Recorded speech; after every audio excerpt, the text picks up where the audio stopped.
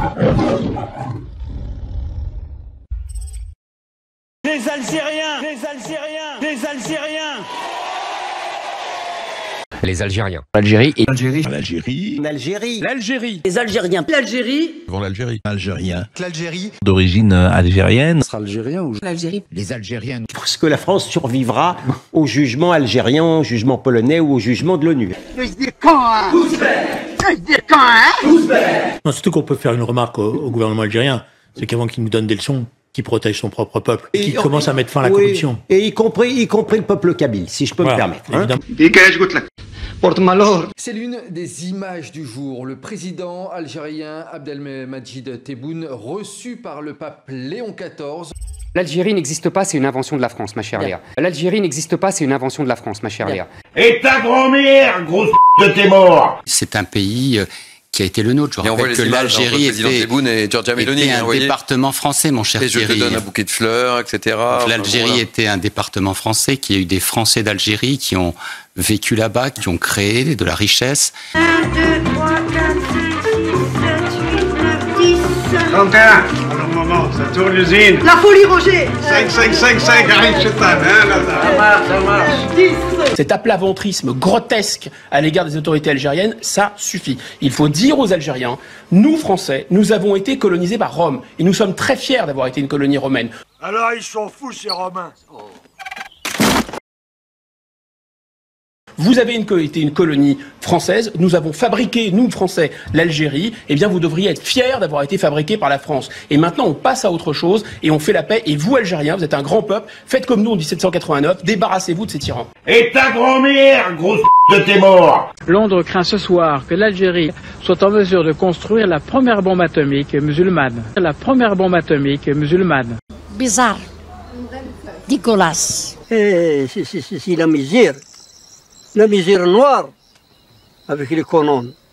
L'Algérie. L'Algérie, bien. L'Algérie. Je pense que l'Occident est un donneur de leçons, qui se croit toujours autorisé à donner des bons points ou des mauvais points. Nous n'avons aucun moyen de rétorsion sur l'Algérie. Aucun moyen de rétorsion sur l'Algérie. Aucun. Il n'y a pas d'autre solution.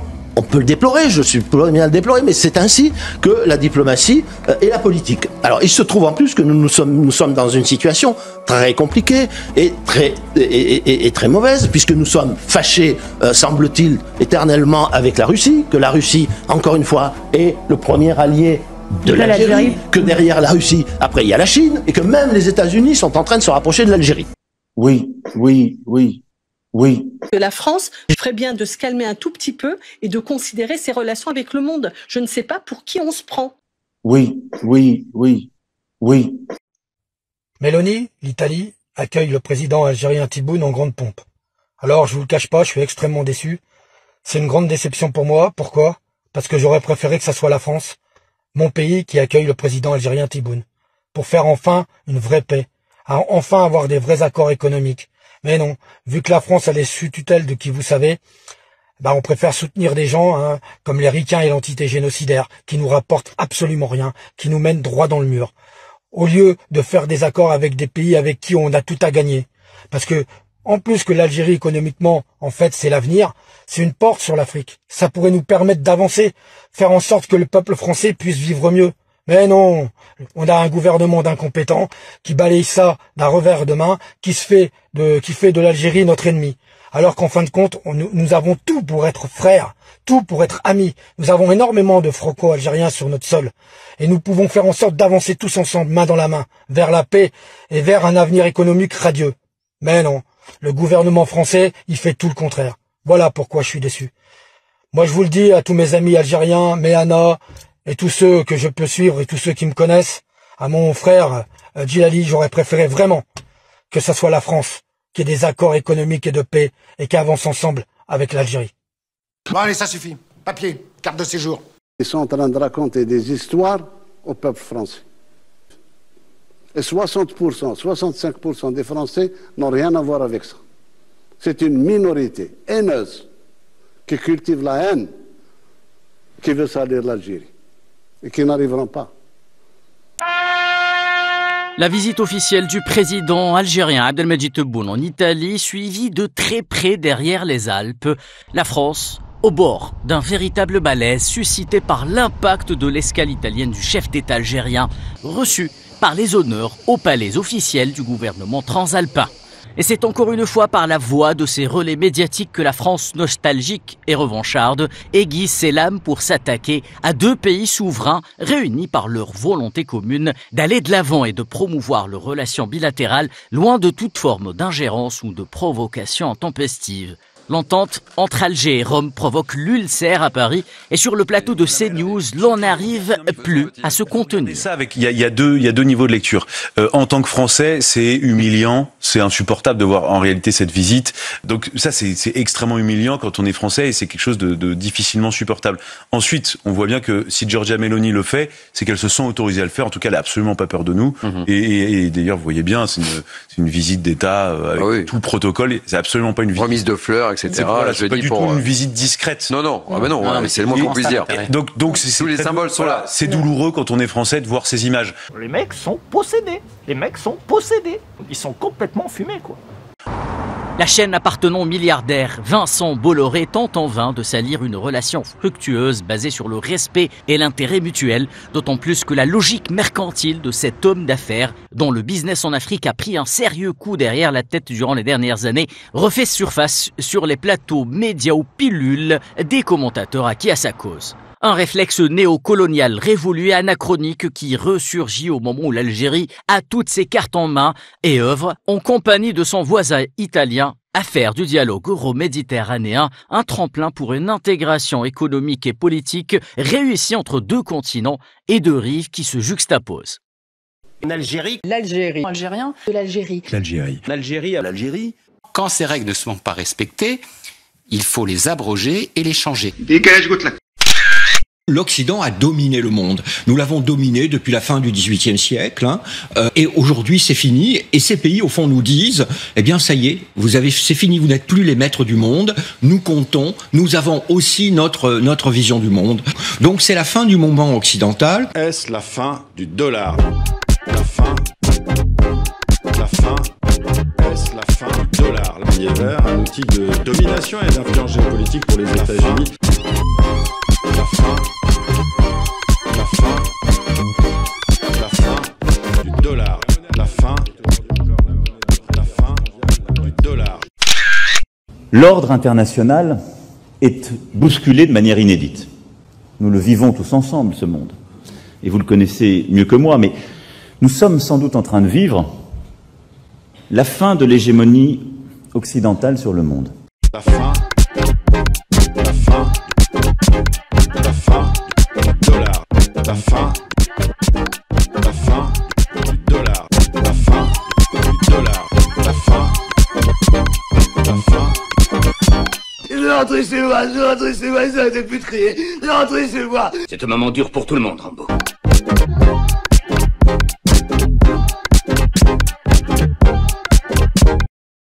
L'Algérie d'aujourd'hui n'a pas besoin du tout de cela pour exprimer sa haine vis-à-vis de l'État d'Israël. C'est un pays qui est d'abord basé sur le ressentiment, la haine de la France et des Français. Tu as vu ça? Ce drapeau-là, même quand il flotte pas comme les autres. Il flotte différemment. Il flotte avec de la splendeur, avec de la gloire. Chauffe, هذاك le flottage, chauffe. Ça c'est pas un flottage مليح هذا, chauffe, regarde. Chef, t'as vu comment il flotte? Viva l'Algérie! Viva l'Algérie! نحب بلادي بزاف. Je suis fière d'être en Algérie. Je suis fière d'être algérienne. بلادي راهي في قلبي. تحيا الجزائر وتحيا الجزائر وتحيا الجزائر. 1 2 3 viva l'Algérie. تحيا الجزائر. Vive l'Algérie. تحيا الجزائر. وتحيا الجزائر. تحيا الجزائر. Vive l'Algérie. It's good, Algeria. Algeria is my country. Vive l'Algérie. وتحيا الجزائر. Vive l'Algérie. تحيا الجزائر. تحيا الجزائر. L'Algérie. L'Algérie. L'Algérie. L'Algérie. L'Algérie. L'Algérie. L'Algérie. L'Algérie. En Algérie. الجزائر قعدت لهم هنا شوكة ويموتوا من الفقعة من الجزائر. D'Algérie. L'Algérie. Algérien. Victimocratie, palestinisme, palestinocratie, influenceuse de haine, pogrom du 7 octobre, trahison. Frères musulmans, l'entrisme, fracturer la société, ennemi de la République, haute trahison, l'Algérie, d'otages, Boualem Sansal, l'Algérie. Comme dans beaucoup d'entreprises d'ailleurs aussi, comme par la RATP maintenant est totalement contrôlée par les islamistes.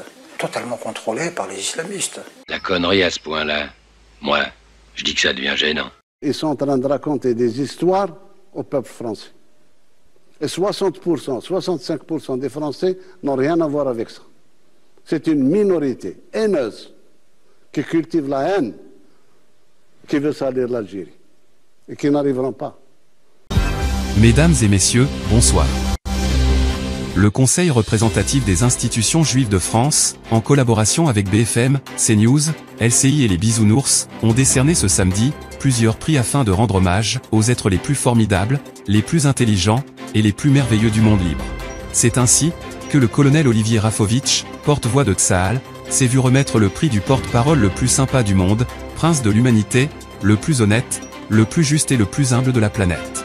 Le porte-parole préféré des médias, qui a su donner un éclairage simple, intelligent et honnête du conflit, a su démontrer à un public ignorant la responsabilité et la puissance dévastatrice et démoniaque du Hamas, qui sans aucune pitié, ont complètement détruit Gaza. Un crime odieux et maléfique, qui lui brise son petit cœur d'artichaut, qui démontre une compassion et une bienveillance qui lui ont permis de remporter ce prix grandement mérité.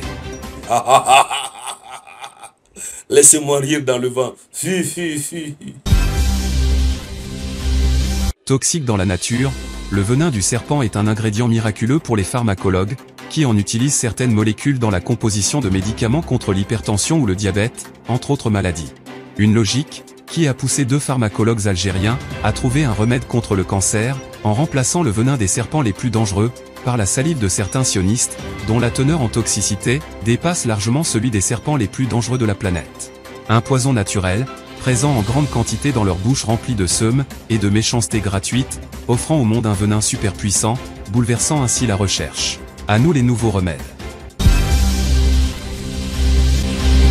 Dans une initiative à la fois écologique et symbolique, une association de citoyens musulmans a lancé un projet original pour recycler les exemplaires invendus du journal Le Figaro, afin d'en faire des rouleaux de papier toilette, histoire de rendre plus utiles les millions d'arbres abattus pour faire ces torchons. L'idée, née d'un constat simple, chaque jour des milliers de journaux invendus dont Le Figaro, finissent à la poubelle, explique Abdelmajid Méziane, président de l'association. Le gaspillage de papier est un problème majeur, et nous voulions agir localement pour réduire cet impact. Notre papier toilette est 100% recyclé, sans produits chimiques nocifs, et respecte les normes sanitaires européennes. Ce projet illustre comment des initiatives communautaires peuvent allier créativité, écologie et message social, en transformant des journaux de merde en papier toilette. Depuis sa disparition officielle le 25 juin 2009, Michael Jackson, le roi de la pop, continue de susciter des théories fascinantes. Parmi elles, une rumeur persistante suggère qu'il aurait orchestré sa propre mort, pour échapper au tourbillon oppressant de la vie de star, trouvant refuge dans le sud de l'Algérie, où il mènerait une existence discrète. Cette région, avec ses vastes déserts, ses oasis isolées, comme Tamanrasset ou Janet, et sa faible densité de population, offre un cadre idéal, pour une vie loin des paillettes et des regards. Selon cette théorie, Jackson, qui se fait désormais appeler Miloud, aurait pu s'y installer, vivant simplement, dans une petite communauté touareg, où la discrétion est une valeur culturelle. Il existe certains témoignages, et une photo volée de lui à Oran, montrant Michael Jackson qui aurait succombé à l'hospitalité et à la générosité des Algériens, et de leur pâtisserie succulente et riche, qui lui aurait fait prendre un chouïa de poids. Affaire à suivre. Après un raz-de-marée sur les réseaux sociaux, provoqué par la marque de pâte à tartiner El Morgen, on apprend que le président de Nutella aurait pété un câble avec son directeur marketing, le sommant d'utiliser les leviers, afin de stopper la progression fulgurante de la marque algérienne. Une réaction qui contraste avec celle du président de la marque C'est Bon, Mohamed Chikoula, et de son directeur de marketing, Abdelkader Praliné, qui ont réussi à mettre un but en pleine lucarne à la marque italienne, ainsi qu'une magnifique reprise de volée. Aucune pâte à tartiner jusqu'à présent, n'avait réussi à rivaliser avec la célèbre marque du groupe Ferrero, une réussite commerciale qui semble déranger au plus haut niveau, puisque le Parlement européen s'apprêterait à pondre une loi interdisant la marque Elmorgen sur le continent européen. En attendant des informations supplémentaires, c'est un autre produit algérien qui en ce moment même secoue les réseaux sociaux. Il s'agit d'un jeune entrepreneur qui aurait lancé les chiottes CNews, qui s'arrachent comme des petits pains, poussant l'entreprise à augmenter sa production due à une énorme demande, notamment chez les gilets jaunes, ceux et celles qui ont manifesté contre la retraite, ainsi que chez les agriculteurs, les chômeurs, les cheminots et j'en passe. En attendant l'augmentation de la production des chiottes CNews, l'entreprise algérienne a mis sur le marché le chiotte BFM TV, qui s'arrache tout autant, promettant à ce jeune patron une success story incroyable, notamment en équipant tous les aires d'autoroute de France et de Navarre, où une énorme majorité de gens souhaitent désormais faire leurs besoins naturels. Le réchauffement climatique inquiète de plus en plus les autorités.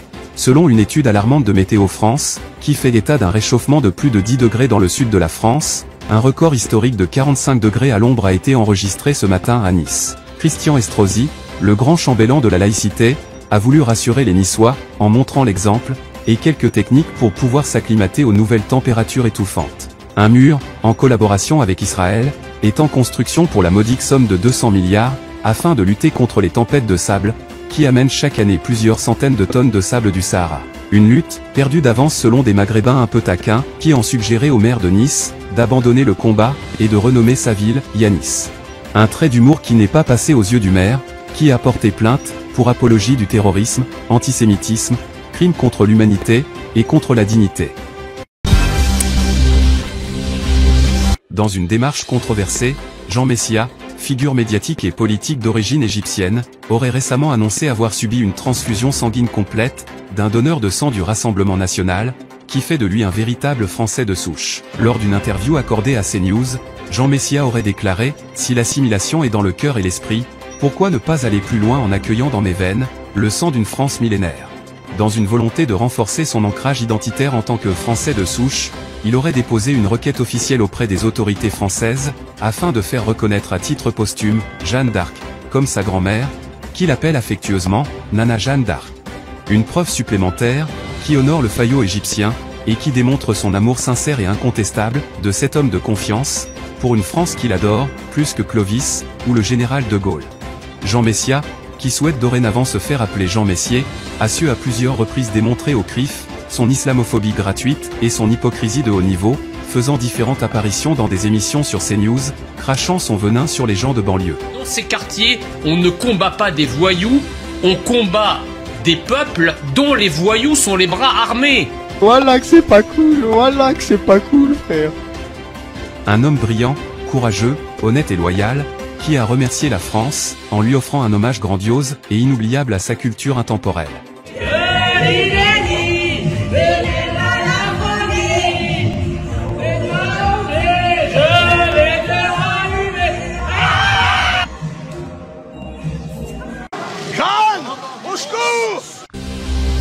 La France, qui a vu les prix exploser ces dernières années, ainsi que les injustices et le nombre de milliardaires qui ne cessent d'augmenter, voit de plus en plus de familles en difficulté, dès le 16 du mois.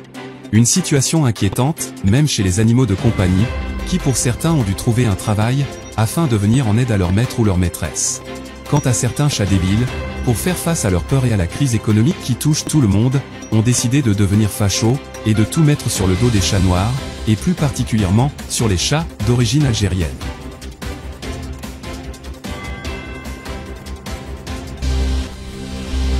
Énième polémique, sur les plateaux de télévision, en particulier sur CNews et BFM VC, après avoir appris dans un article du Figaro, que le célèbre groupe Saint-Maclou, spécialisé dans la décoration des sols des murs et des fenêtres, serait sur le point d'être cédé à un milliardaire algérien. Une nouvelle, qui a eu l'effet d'une bombe, dans le petit milieu parisien, dénonçant une humiliation totale, si cela venait à se concrétiser. Une annonce, douloureuse, qui aurait abattu le moral des super journalistes, dont Pascal Praud, qui a menacé de se jeter du toit de CNews, si la France autorisait une telle humiliation, d'autant plus, que le milliardaire algérien, semble vouloir apporter une petite modification à l'enseigne de la marque historique, passant de Saint-Maclou, à Saint-Maclouf. Affaire à suivre. Après l'explosion de la mode du piercing dans les années 90, puis celle du tatouage dans les années 2000, c'est au tour d'une boutique algérienne située dans le 14e arrondissement de Paris, de connaître un énorme succès, en implantant des ailerons de requin dans le dos, à des gens en manque d'imagination, ainsi que des oreilles d'elfe, plus vraies que nature, conçues dans un laboratoire grâce à un gène de chauve-souris, et une technique de greffe révolutionnaire. Une réussite, dans ce monde de fous, qui promet de beaux jours à son propriétaire. Après Bruno Le Maire, qui promettait l'effondrement de l'économie russe, c'est au tour d'Éric Ciotti de faire la promesse de mettre l'économie algérienne à genoux, en cessant l'achat de pétrole et de gaz islamo-algérien. C'est ainsi, lors d'un meeting qui s'est déroulé ce week-end à Vichy, que le président de l'UDR a appelé les Français à le soutenir dans ce projet, et a tenu à les rassurer en dévoilant son plan révolutionnaire, afin de faire face à ce boycott nécessaire d'hydrocarbures islamo-algériens, et à l'augmentation des prix de l'énergie que cela causera. On a pu ainsi voir le vice-président de l'UDR faire une démonstration de force, en dévoilant des aspirateurs qui ont fait leur preuve par le passé, et qui réduiraient selon lui, la facture d'électricité de 27%. Une démonstration, qui a fini sous les huées des adhérents en colère, choqués par tant de conneries. Le président de l'UDR a dû quitter les lieux plus tôt que prévu, face à une foule irritée qui l'a accompagné au cri de « Ciotti aux chiottes, espèce de petite fiotte ». Nous sommes dans une situation de crise majeure. Monsieur Ciotti, vous êtes ridicule.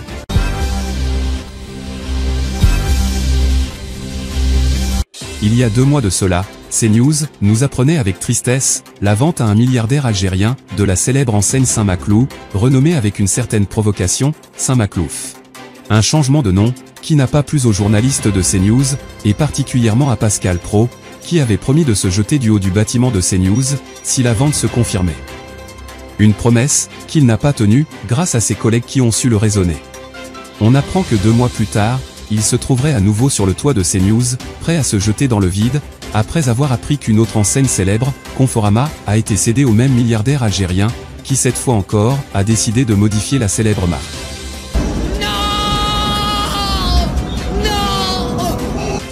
Actuellement, les collègues de Pascal Praud essaient de le raisonner une fois de plus, avec une certaine difficulté. Affaire à suivre. Hey! Tu regardes mes vidéos?